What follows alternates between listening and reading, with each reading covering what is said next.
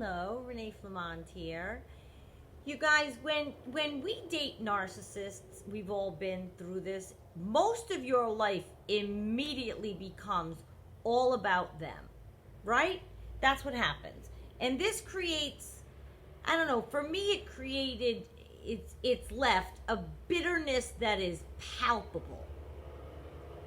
I can't stand it for people, and I'm talking about us, when you see or hear that they were totally immersed in this person's life, and then of course they go and do narcissist things, and then you're left not knowing yourself, what you like, what you should do, where your life should go now, how you'll fill your time, who will you spend that time with, etc., etc. I mean, it's just, you're lost.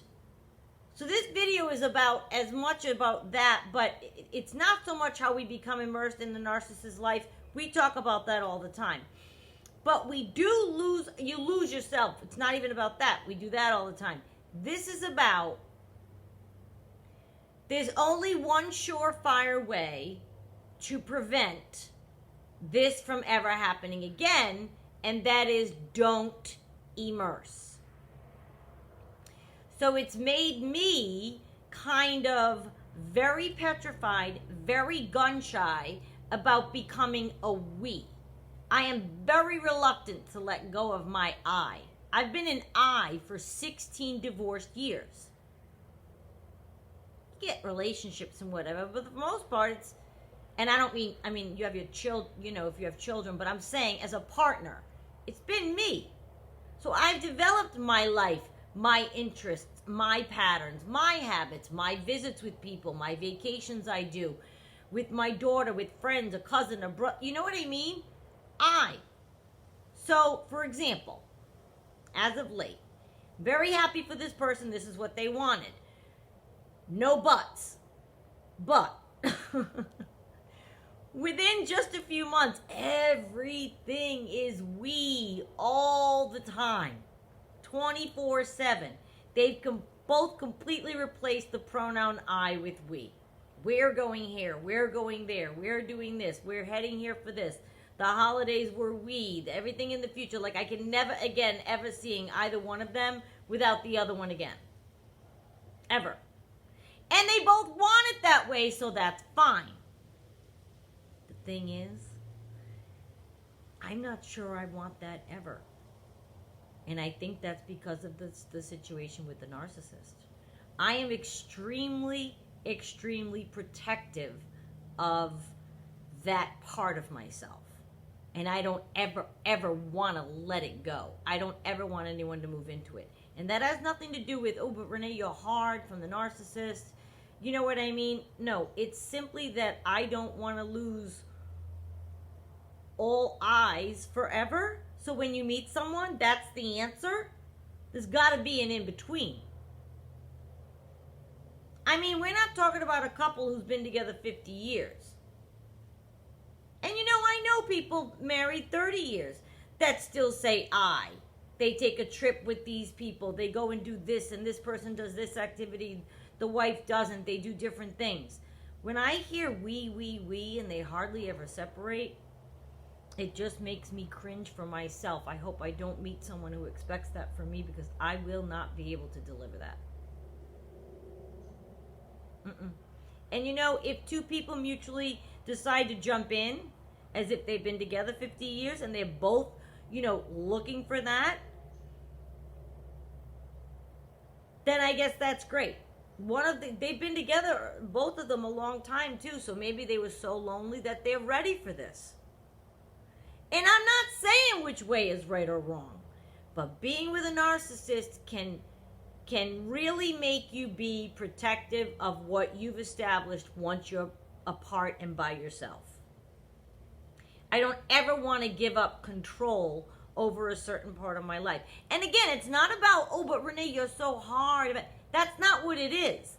The only way to assure for that not to happen is not, I'm not saying I won't meet anybody or I won't go out with anybody. I'm keeping a part of me that will always say I. I'm sorry. And you know, I'm realizing by listening to these people that I don't want that. Again, they want it. But if I ever go and meet someone and get going with the person and spending time, I will need to make it clear that I'm not looking to abandon my 60 years of being divorced, used to being an I, and I just don't want to become a party of two automatically wherever I go and have it be expected. I guess I don't want to be a Renee and so-and-so. Maybe Renee's coming by herself. Maybe Renee's bringing her so-and-so. But I'm not ready for the kind of we that I was getting from these people. And I'm happy for them, like I said, if both people want it. My challenge is going to be, and you may find yourself in the same situation, because we've dated narcissists, we're extra protective over our I space. Try to say that. Over our I space. Hopefully you'll meet someone who's non-disordered, right? Maybe they have no experience with narcissism. They have no idea what it feels like to be held under someone's control and manipulated the way that we were. So they may not understand where we're coming from. But I'm ready to communicate that. I have no problem explaining that and saying, look, I'm very protective of what I've been going on in my life, and I think going forward, it's okay to, I think, have a partnership with someone and not have it be, party of two anywhere I go until the end of time. For example, I make plans with my cousin. You've heard me mention her, my bestie cousin I grew up with, gave me the Led Zeppelin t-shirt. Okay, so it's funny. We both landed in the same place in life. We're both divorced, around the same age. We live in our homes, in our houses. We have for almost 2 decades. Both of us, we have dogs. She has more than me. We make plans together. Okay, neither one of us have a partner in our life. Am I supposed to abandon any and all plans or habits of doing things with her because some cat says, oh yeah, that sounds like fun, let's go do that? You know what? I hope I have the fortitude to say, maybe another time, but this time is with my cousin, or my brother, or my friend. But this couple I know, no. You'll never see them without each other again. And again, like I said, that's fine too. That's fine if they both want it, which that does seem mutual. I guess I'm just not ready to lose that, and I don't ever want to. I don't ever want to. Now you might say, well, Renee, if you met the right person, you'd want to be with them 24/7, and you'd want to be a we. I understand that I may want to be one, but I hope I always reserve the part of me that has been I for so long. And I think that's okay. That's our life.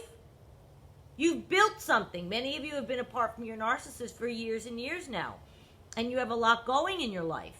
Are you supposed to just abandon and let it all come to a screeching halt if you meet and start spending time with somebody else? And I don't just mean hobbies. You just might like sitting around your house by yourself. All of a sudden, that's going to be infiltrated. I'm very leery of that. If I want to jump on a plane for a certain occasion, I'm not sure I want it dictated to me by circumstances of being in a relationship that it automatically has to be with the partner person, or that it automatically can't happen because the partner person has this thing they have to go to and they want you to go with them. How many times do you give stuff up for yourself for the narcissist? I'm not giving up nothing ever. You go do your thing. I'm okay going by myself. You should be okay going by yourself. I don't think it needs to be like this forever. At least that's not what and I realized that it became so clear listening to this couple. And I just feel that we need to look for that, because if you sense any kind of, because I would rebel. Just listening to this couple, I felt it in me. That if that were to start to happen and I met someone, say, that was like them, that was looking for what that couple found, they're going to be disappointed in me.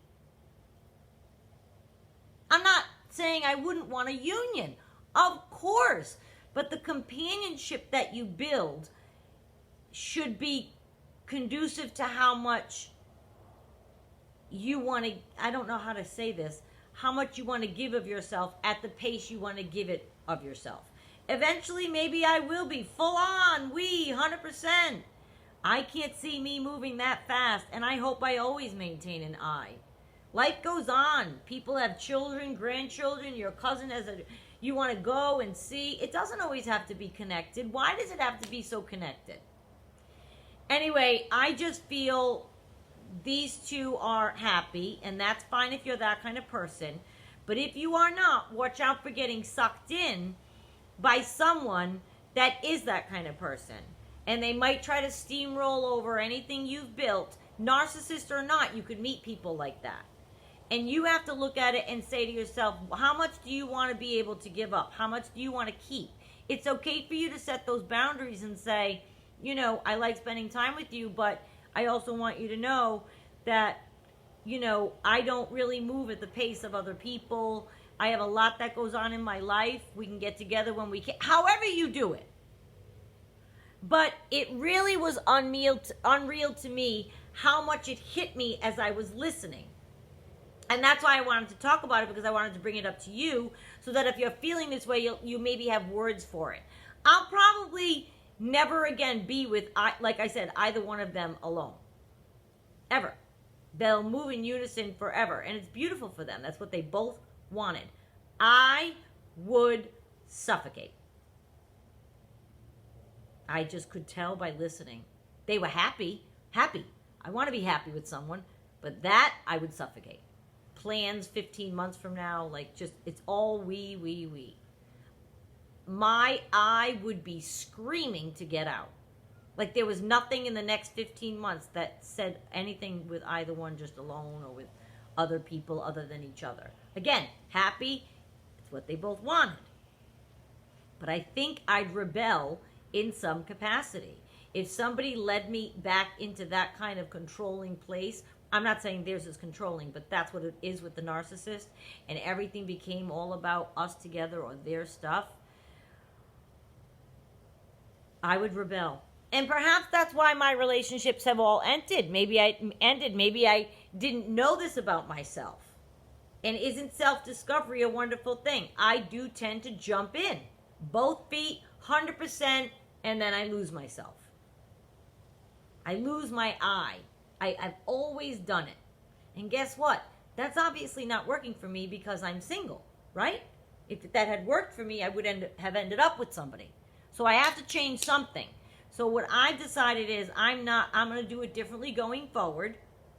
And the person I land with will accept me with this quirky little thing that I have. I mean, I'd agree it's quirky, but it's important to me. And this isn't about taking girl trips and boy trips just for the sake of it. I've never done that. Not necessarily that. It is about, if you've been alone a long time like me, it's okay to have things that remain that are your eyes. You don't have to combine everything like this couple that I told you about did. Again, to each his own. Now that I've realized this, I have to take note and make sure I follow through, because if I do not, and I get swept up, and I get involved with someone fast, and it's we this, and whisk away, and go here, and go, I will end up hating the person. I will rebel. I've looked at my pattern. I do it. I jump in, full on 6 months, great. I end up hating them at 6 months. I didn't understand my pattern, but I've looked it up. I made a flow chart. I end up hating them in 6 months, and then it takes me 18 months to break up with somebody. That sounds like a lot of back and forth. That sounds like love bombing. That sounds like me losing myself. That sounds like a lot of dysfunction. And I've recognized it. And the first thing I can do is keep part of myself so I remain strong. And also, yes, to bar yourself again and protect yourself, should they turn out not to be the person you think. Snail's pace. Of course, I'm moving at a snail's pace if I meet anybody. That is for sure. But even at a snail's pace, okay, So, but eventually maybe you find out they're not who you thought. I want to know that I kept a whole bunch for myself so I can land in a much better cushioned spot than I was with the narcissist. And you know that you were left a mess. It's a mess when they leave us because we're very wrapped up in their life. And they leave and it's like, what next, right? Am I right? So I'm not going to let that happen. And the only way I can think of to not let that happen is I'm not letting go of my things. So I do fear becoming a we and forgetting about my I. And I wanted to bring it up because I think going forward, we could all do ourselves a great service if we maintain a certain focus on ourselves. That's not being selfish. That's not holding back. They don't deserve 150% of you from off the gate anyway. It's okay to dole out little bits of yourself. Keep most of it for yourself. As you get more comfortable, you do. You know what I mean? But I'm telling you what, I hope I always hold on to my I. I don't ever want to be in the position again of being left where I don't have a spot. I have a spot firmly on this earth. I have habits I do. I have friends I see. I'm seeing them later. Like I have things, I don't want those to just suddenly go away or become compromised or different. Oh, have your friends over here instead. Little things. No, I have a list of I's that I do, and I'm very afraid to become a we. Not that it's going to debilitate me. I'm open to it. I'm not going out into the world because I think that I'm afraid. That's not what this is. I'm fully well and able to communicate this to someone, and they're just going to have, that's a boundary I have. They're going to have to accept that. So I want you to give that some thought, and as you go forward, don't be so willing to give 150% of yourself right off the bat and erase all of your I and suddenly become a we just like that. The two that did fast, they both wanted it. It was well thought out. Neither one of them are dysfunctional. I think they were both lonely. I think it's a perfect match for them. But if you genuinely inside feel a glimmer of what I'm talking about, you have to take a minute and make sure you hang on to your I. Okay? Please hit sub, like, and share, and I will see you next time.